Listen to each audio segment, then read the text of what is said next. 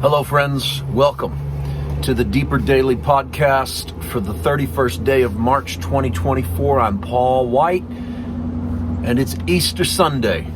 And as we've done all week long, stretching back to Palm Sunday, we're doing this podcast video version so that our YouTube audience can join in on our celebration of the days of Holy Week. And as I've done all week long, I'm recording it right here on my little patio in Irmo, South Carolina. This is the final day of these little YouTube podcasts.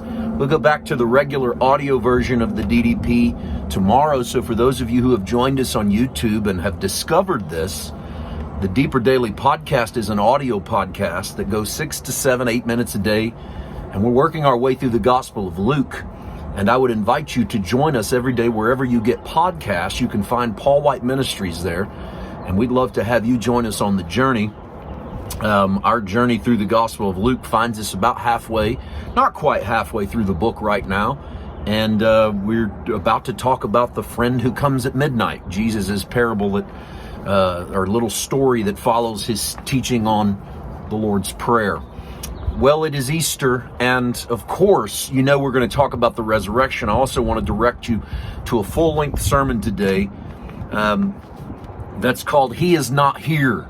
This is I'm sitting in my my little apartment here in Irmo, and I record that sermon. It's not very long, but it's my contribution to Easter morning, and I can't wait to preach on this particular day to our home church here at the Garden.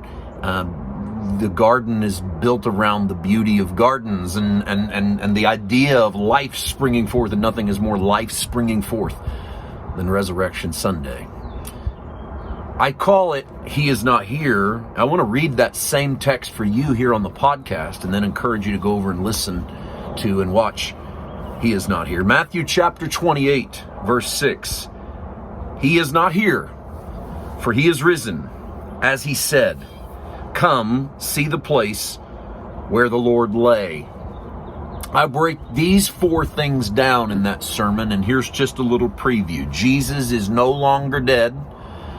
Why we need to focus on the fact that he is not there. In a world in which, in Jesus' day, everyone was always saying, he is here, he is here.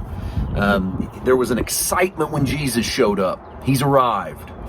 Jesus even warns his disciples that the day would come when people would say, he is here, he is there. And Jesus said, don't believe them.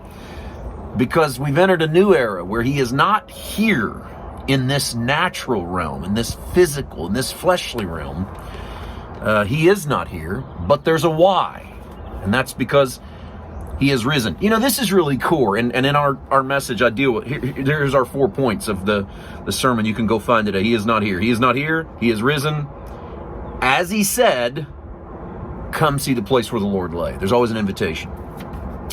And so I don't want to re-preach or do those 4 again. So I'll just kind of curve here and say this for you, my podcast audience. This is the core of our message. This is the core of the gospel. He's not here. He's alive. He's not dead. He's alive. And it's the message of hope that if he's alive, this isn't all there is. The truth is if you have any hope that in the end God restores all things, that God makes all things new. If you are a believer of apokatastasis, that God restores to his good pleasure the cosmos, humanity, the world. However you think that happens, we'll leave the arguments for how. But if you think that that's the way that this happens, I don't know how you get there without resurrection. Because resurrection is life after the life you've lived. And if you believe God can and does restore all things, then there's life after the life you live. So, in the end, Whether you believe in an apokatastasis or not, if you believe in a resurrection, then you're set up for an apokatastasis. If you believe in an apokatastasis, how can you not believe in a resurrection? Because the resurrection looks at what we were and tells us we don't have to stay that way. That what we were is not what we will be. The resurrection tells us that life is not all that there is. The resurrection tells us that the tomb is empty, so that we can revel in his absence. The resurrection forces us to ask this question: where is he? Paul would attempt to answer it, not over in the glory land, but Christ in you, the hope of glory.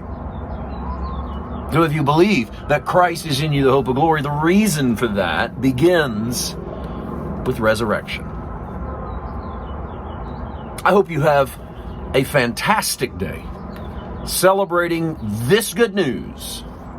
He's not here. He is risen. Come see the place where he lay. I invite you, come see the place where he lay. Until tomorrow, happy Easter.